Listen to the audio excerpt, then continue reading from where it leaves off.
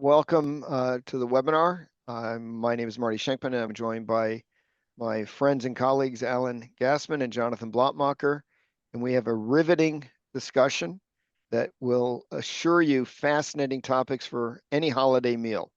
You'll entertain everybody. We're going to talk primarily about LLC, but about other entities to a degree as well, about provisions that may go in the governing documents and some planning ideas to help backstop some of the estate planning that's been done. And it's interesting. I believe we have a few new ideas that haven't been discussed. We have a few ideas that may have been discussed, that have been discussed before, but hopefully we'll give you some insight on it. And with Alan and Jonathan, we never know where it goes. I'm going to run through very quickly a couple of pointers. The materials will be on, Alan, you post everything to your website? The Estate View website, yep. Estate View website. We're going to have it on Shenkman Education. Peak and ILS will have it as well. We don't give CPE or CLE, so forgive us, but hopefully you'll get good, valuable information. There's a disclaimer in case you were concerned we weren't actually lawyers. We have a whole bunch of sponsors, and I'm just going to rattle their names off so we don't waste much of your time. Interactive Legal, which is a drafting software company that Jonathan helped found. I use it. I believe Alan uses it. It's part of the technological revolution of our practice. Peak Trust Company, which Jonathan has also been instrumental in, is a administrative trust company with offices in Nevada and Alaska. It's a great company. I'm on the phone or emailing with Abby O'Connor, who's is she general counsel or trust counsel? She's chief fiduciary officer. She's basically almost the equivalent of general counsel because she's not only a terrific person, but she's a great lawyer and she's a member of the Alaska bar as well as the Florida bar.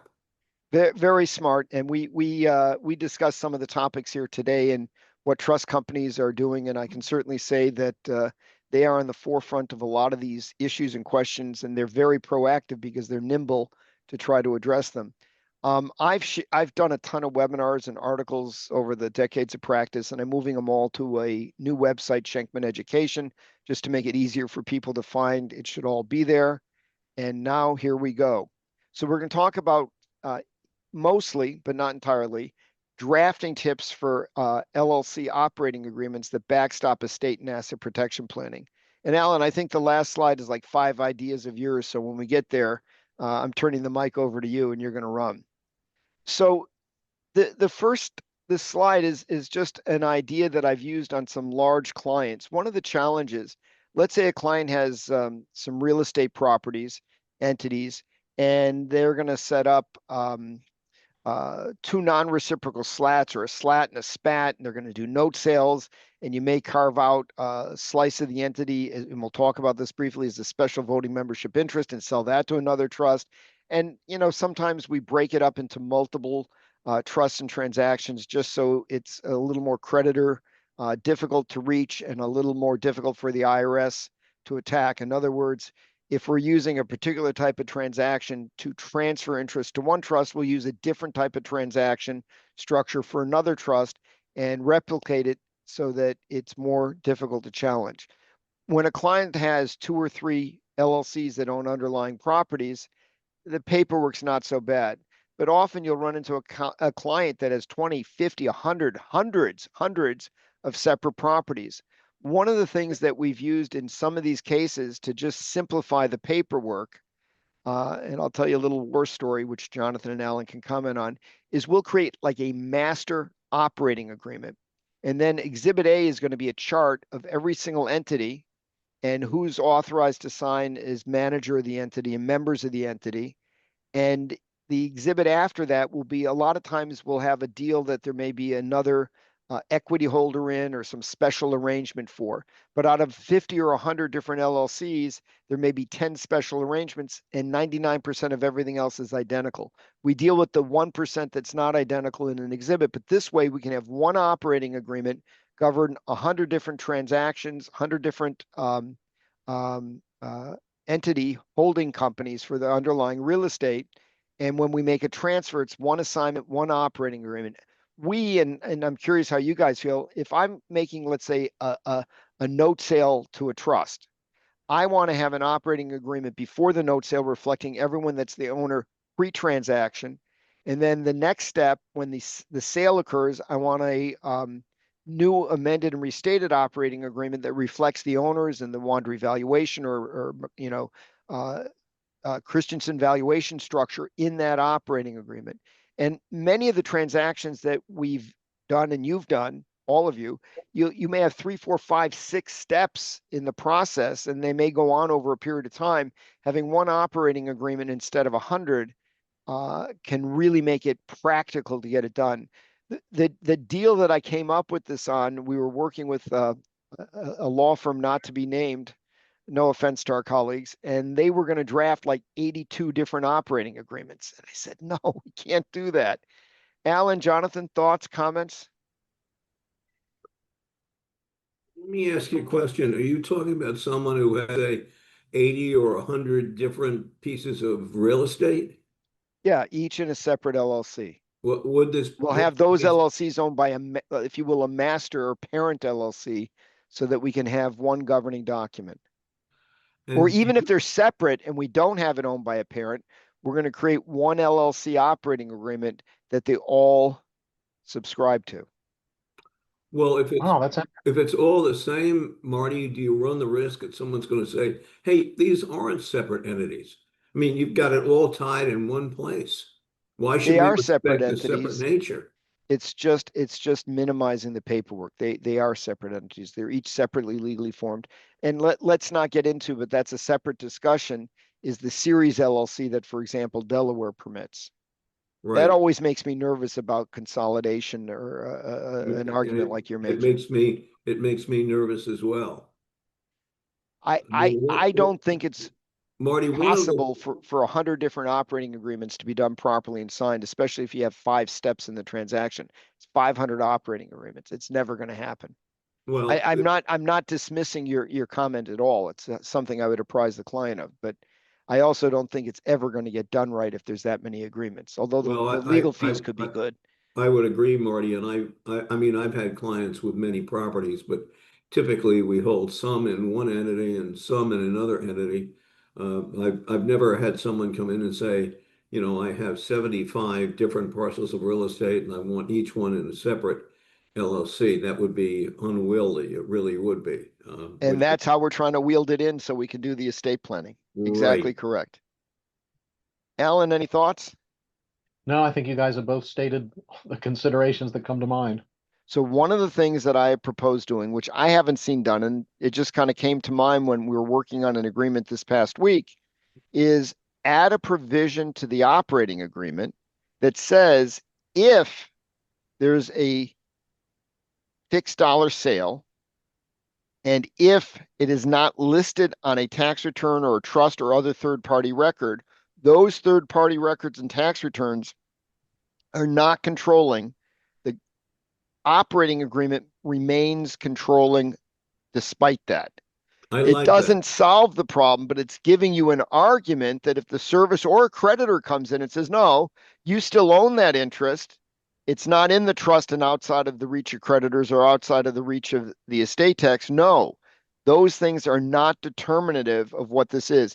It's no different where you provide contractually in any kind of transaction that if there's a conflict between an exhibit and the main contract controls. It's the same thing. These ancillary documents don't control. We all agree that the fixed dollar value ownership interest as specified in the operating agreement controls. That was the thought I was trying to get out. Alan, I'm going to ask you for comment.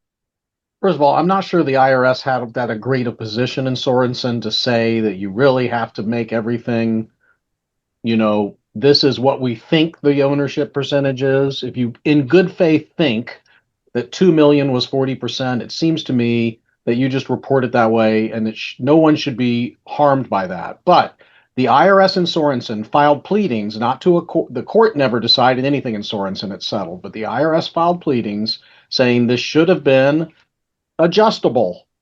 And Marty, you're right. If the operating agreement says we will respect this valuation clause and what happens here in the operating agreement is what everyone will have to respect. I see no problem with that type of provision, and it does disarm an IRS agent who wants to make a deal out of that part of the Sorensen pleading.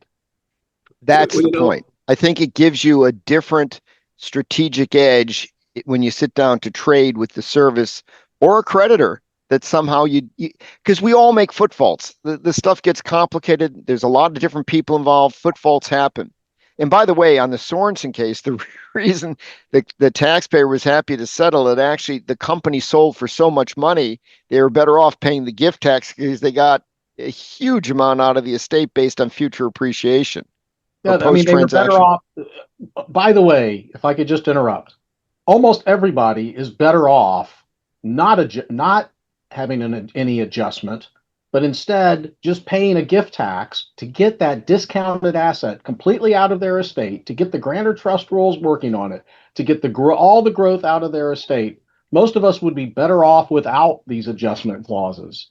The only reason we use them is because everyone else uses them and because we don't want to pay gift tax. But throw me in the briar patch, IRS. That's what the Sorensen said. You're right. It was a big old gift. It's all out of our estates. Thank you very much. Well, Right. Alan, your statements show great wisdom on your part, and I've had that happen. I had a case up in Buffalo where I mean, we had it, and the group manager said, I put in a dollar amount, and the group manager told the estate tax attorney, "You have to respect this. This was a gift tax matter. You have to respect this." But she just wouldn't. She was just vehement. And we finally wound up paying the IRS an additional $200,000, and we got 250 million out of the estate. So, Alan, you're very wise to say, you may be sorry what you asked for, but that's really true. Let me ask you guys a kind of an important question here. Uh, if you have an adjustment, what is the effect of that adjustment? Because let me ask you guys a question.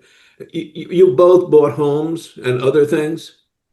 And Alan, when you bought your home, you went to, the Mr. Smith or Mrs. Jones and said, "I want to buy your house and I'm willing to pay 800,000 or whatever it is."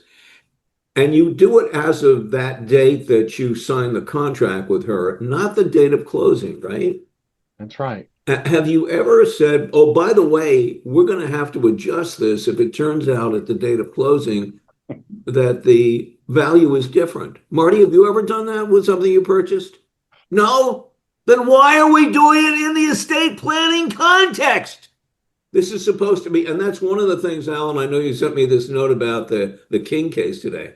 But nobody does deals like that. Nobody says, "Well, we're going to pay you $75 or whatever it happens to be, but if at closing we think it's different, we're going to adjust the price." Nobody buys things that way.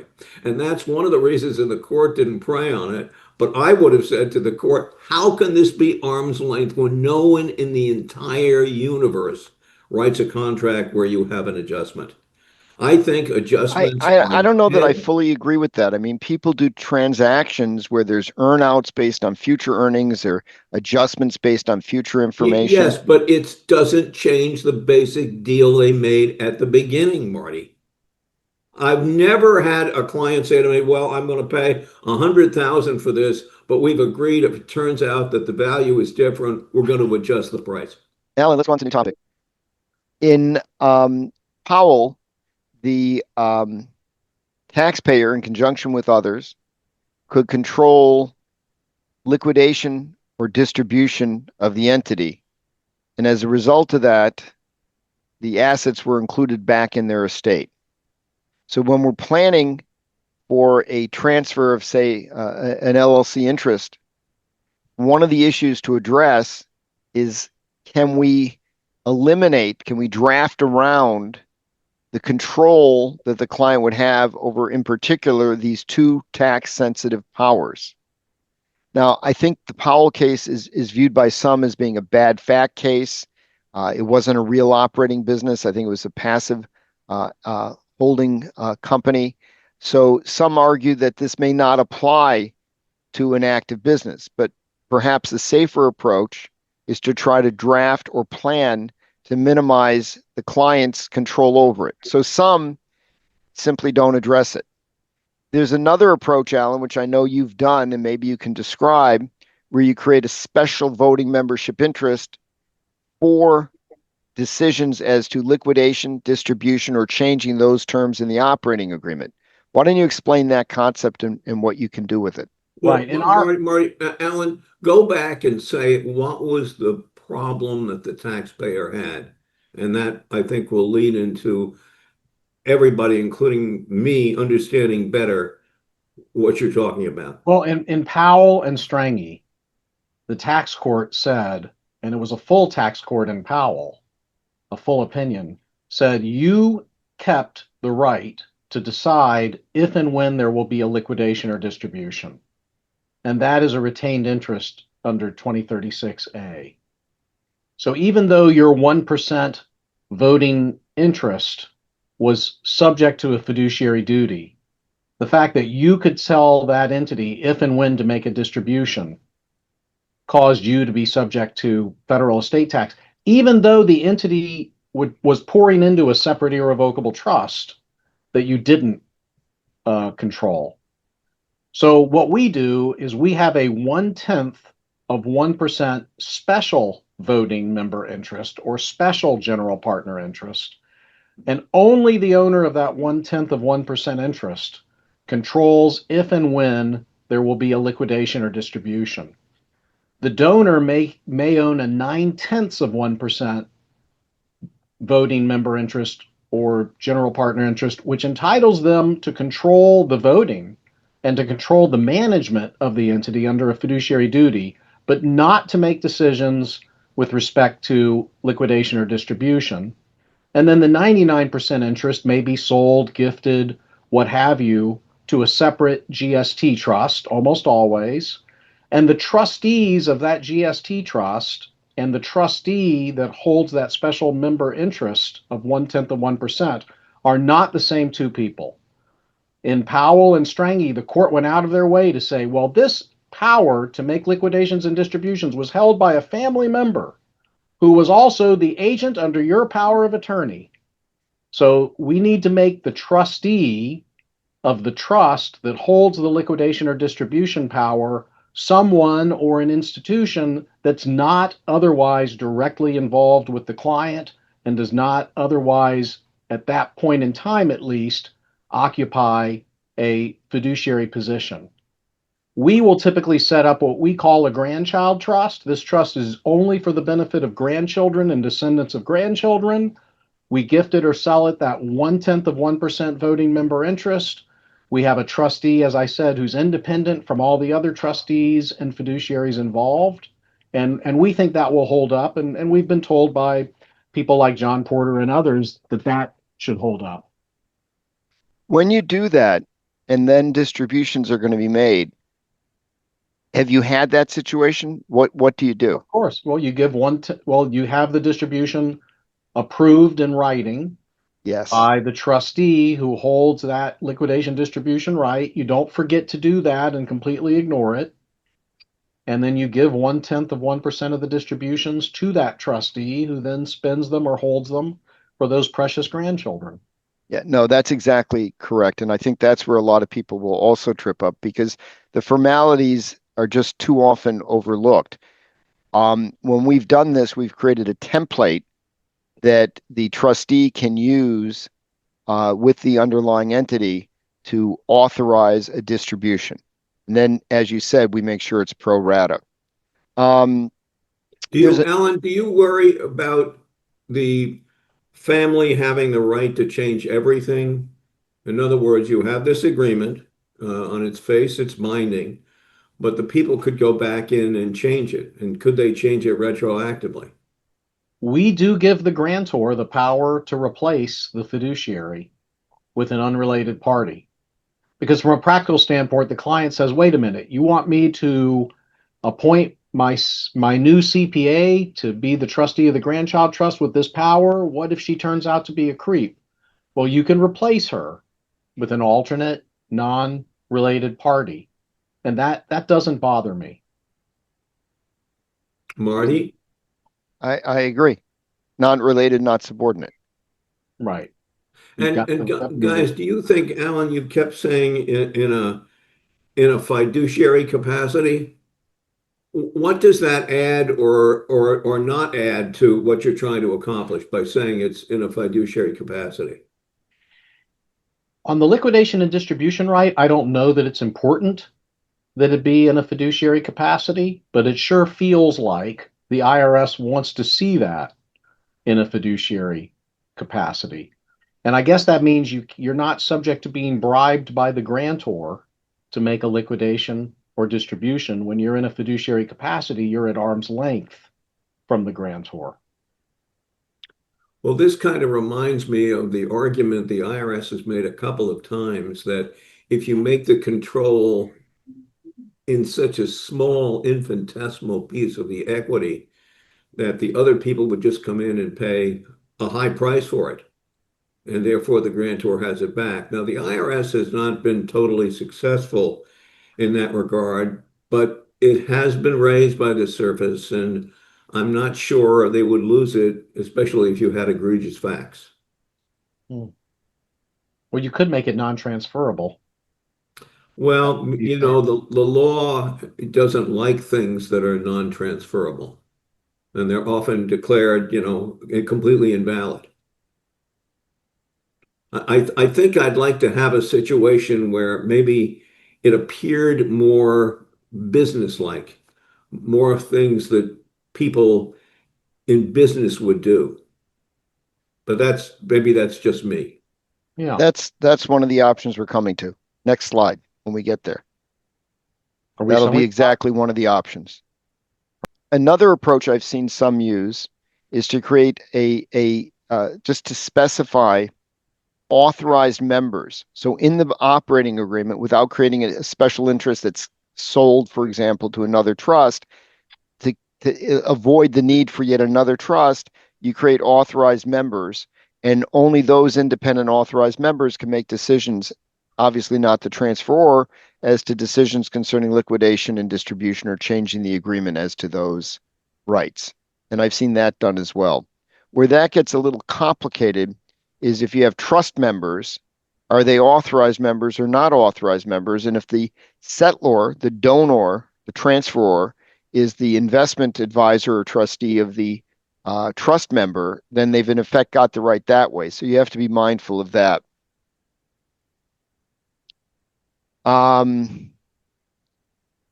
You could require perhaps, and I'm curious if you guys think this is sufficient, that for trust members, if the settlor is the investment trustee, require that an independent trust protector consent to any or make any decisions as to distributions and liquidations to avoid it going back inadvertently to the settlor, the transferor. Any thoughts? Is that trust protector a fiduciary? I think they should be in that case. I think that would work if they're a separate independent fiduciary. Yeah. The idea is just to avoid having to create yet another trust, but you end up with hoops through whichever approach you use. Another approach is, Jonathan, what you were mentioning a second ago, which is a business judgment rule in terms of just applying business standards so that it can't be done in a self-serving way that is control. Thoughts on that? That's helpful. It doesn't hurt. I mean, I think one of the points of all of this is in many cases that we've seen, no one addresses this at all. So I think if you do something, you're probably, you know, ahead of the curve in terms of at least compared to others that have not addressed it. I don't think there's a clear answer on how Powell gets applied when you have a real business. I don't know that if Powell is going to be applied in cases where you have any of these methods that you've at least tried to distance the transferor from being able to control those two powers of liquidation and distribution. So there's a lot of different options, and I think whatever makes sense in the context of the transaction, something could be looked at and at least offer the client options. Any other comments or thoughts on this? No, I think you've got some great ideas. Okay, Alan, it's your show. Oh, okay. The other things we put in LLC operating agreements. For one thing, if you mix assets in an LLC taxed as a partnership, you can trigger gain under Section 721B. Let's just explain what happens if you pass diversification tests, which are very mechanical, not intuitive in the least. You have to really calculate it to see if it triggers it. You could have Al and I and Jonathan put some securities into an LLC, and now we each own a third of the LLC. Bam, because it's a partnership, we've each diversified our portfolio. You think it's tax-free under 721, but because of the investment company rules, which go back to the corporate income tax provisions, you've triggered gain. Alan, how does this compartmentalization solve that problem? Well, if I make a contribution to this partnership that would cause that tax to be triggered, my contribution goes to a separate compartment, so to speak, that doesn't get mixed in with everything else. So that just becomes your asset? Becomes my separately allocated capital account asset and is not shared with the others. And then the percentage allocation stays the same. There's not an adjustment in percentage of ownership. That's just a savings clause in the LLC agreement. Makes sense. It's an interesting concept. I think a lot of people do these security transactions with FLPs and LLCs, not even realizing that rule's out there. So if they at least put this in, they got a safety valve if they get caught. Right. They get tripped up. Right. The second one goes back to the Hackle case. I don't know if you remember the Hackle case, but Mr. HAKL. Yeah, he made a big gift into an irrevocable trust, and the LLC or the partnership agreement didn't allow transferability. So the IRS came in and said, "Well, this isn't transferable." So the crummy withdrawal power holder wouldn't have been able to withdraw it. Later, Mr. Hackle came to me for estate planning and said, "I want to make sure this is addressed." So I put a provision in his partnership agreement that said it will be transferable to the extent necessary to allow a transfer under a crummy withdrawal power. And he thought that was a good idea, and John Porter thought it was a good idea. So that's what we've used ever since. Just so it's clear to everyone, the problem is that to get your annual exclusion gift, it has to be a gift of a present interest. But on the flip side, every time we do an operating agreement or a partnership agreement, we want for both asset protection and discount purposes the most onerous provisions that you can draft. But if you draft onerous provisions that may be safer from an asset protection perspective for a creditor, you now have probably eliminated the ability to qualify for an annual exclusion gift. So they're contrary goals, and Alan's given an elegant way to reconcile them. Right. Then the third item is at least in Florida, we have a solid case law that says that I could put in my operating agreement that my LLC ownership interest on death automatically is owned by Marty Shenkman. So I love it, Alan. You got a lot of money in there? Yeah, I do, like $6. So it's a pay on death feature that you can just put in the operating agreement. If you're not sure if that will work, you can of course hold that LLC ownership interest under a conditional assignment or hold it in escrow or something like that, or better yet, put it in a revocable trust. But these pay on death provisions aren't so bad. The fourth one is people forget that while you may have charging order protection if you own, say, 80% of an LLC under state law, if you go into bankruptcy, then the bankruptcy code basically does away with your charging order protection unless the LLC operating agreement is what you call an executory contract, which means that both parties have obligations. Well, people want to put money into an LLC. They don't want to have capital call provisions, but you may want to go ahead and put a provision in there that the manager can call, at least for a small capital call, that people have to attend meetings, that people can't compete. You want to have some executory contract characteristics in your operating agreement if you want charging order protection and you think that the member could end up in bankruptcy. And Alan, Alan, go ahead. and I assume you're going to want to make sure that really happens. In other words, you can have the provisions there, but if they're ignored, or that, you've got nothing. Right, but a provision saying that the manager can require a capital call doesn't necessarily have to be activated until the bankruptcy occurs. It's still a legitimate Well, provision. yes, but I think it would be good to actually have it happen, to Right, show it was right, respected and you weren't just doing it, when you were under the gun. right, right. Then next, we see a lot of operating agreements where LLCs are taxed as S corps, and it violates the second class of stock rule. You really have to be careful. In fact, that's where AI is pretty wonderful. If you run an LLC operating agreement through a good AI engine, it will tell you all the second class of stock issues, but you at least want to have a savings clause. And that savings clause should require that there would be no uh, obligation to ever sell or ever transfer or buy ownership interest for less than book value under generally accepted accounting principles, because that's one of the second class of stock provisions. And then finally, Alan, explain that in more detail. If you have an S corp, they can have different entitlements to distributions, but they can't have two different classes of stock. You have different voting rights, but everybody's got to have the same equity type interest, everybody has to have the same distribution right. It can right? only vary by voting right. No capital accounts Right? whatsoever. It can vary by voting right. And if you leave the partnership, Jonathan, I can't buy your interest out for less than book value as determined under generally accepted accounting principles. And we see violations of this all the time. Every time I get a new operating agreement for an S corp LLC, I cringe before I read it because I know I'm going to find a problem in there most of the time. But fortunately, there may be a savings clause that bails you out of that. What And would that savings clause say, Alan?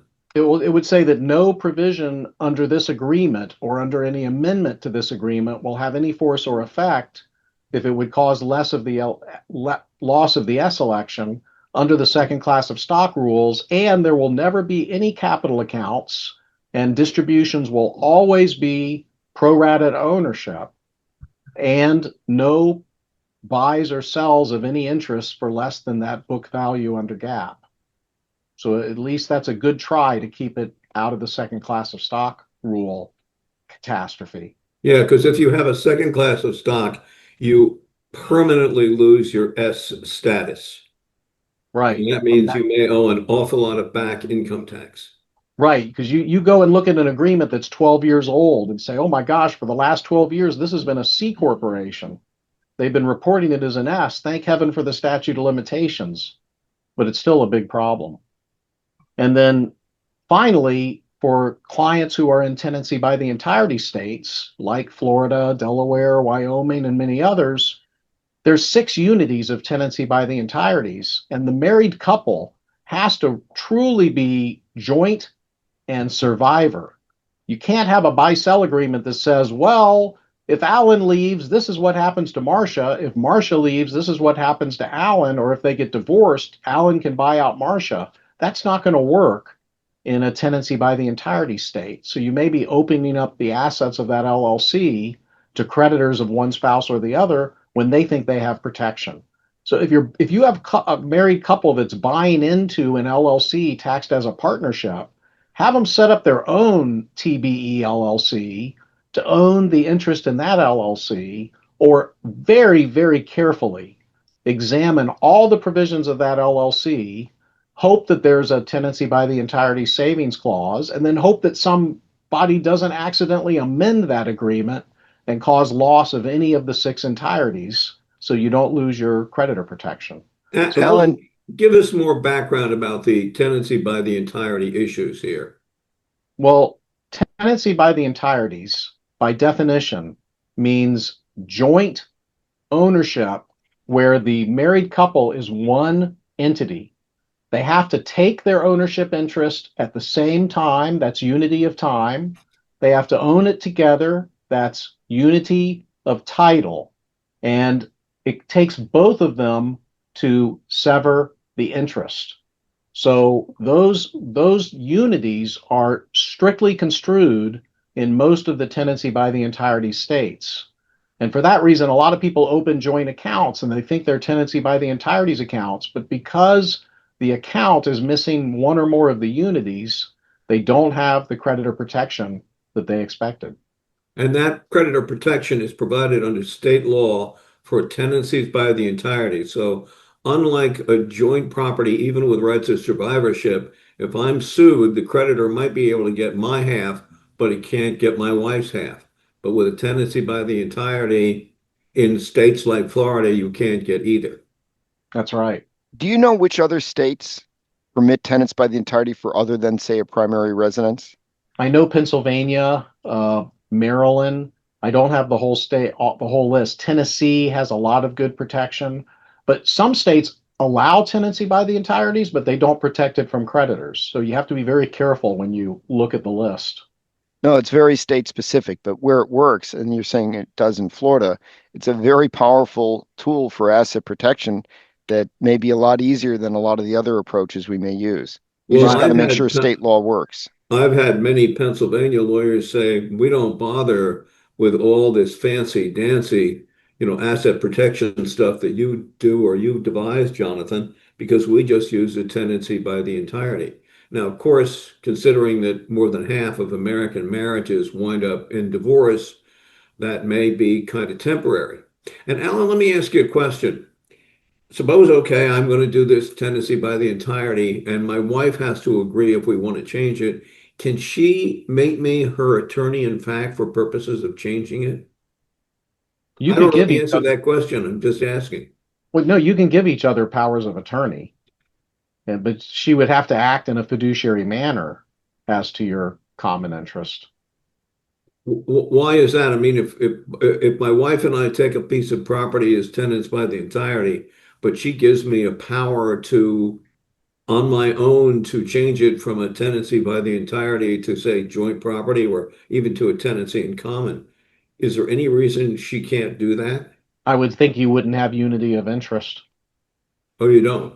No, I don't, unless she gives it to you in a fiduciary capacity as agent under her power of attorney. I think that would be fine. But if she just said, well, it's not really equal if you can sever it, but she can't, it's not truly equal.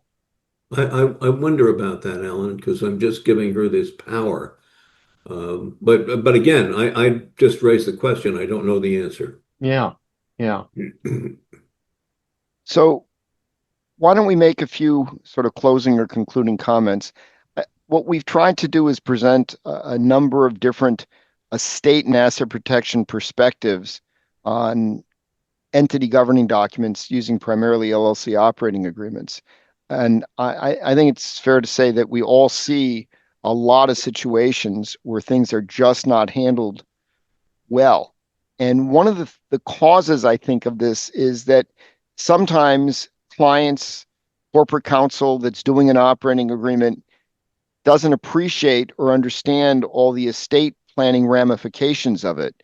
And it's really important that somebody with estate planning background collaborate with corporate counsel if corporate counsel is drafting the governing documents, because they may just not be aware of or knowledgeable about some of these implications. I think another sort of take-home message is that a little more attention to some of the implications of the governing documents, not just making sure you have one, can really do a lot to help clients with planning. Alan, any comments, thoughts?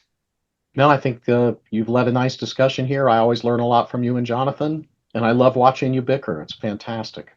Thank you. Jonathan? Marty, I don't think I've got anything more to add. And as usual, I'm very resident about, making any comments. Yeah, right. Thank you all for joining us, and hopefully you'll glean some practical implications and actionable ideas from the program. Thank you, Alan. Thank you, Jonathan.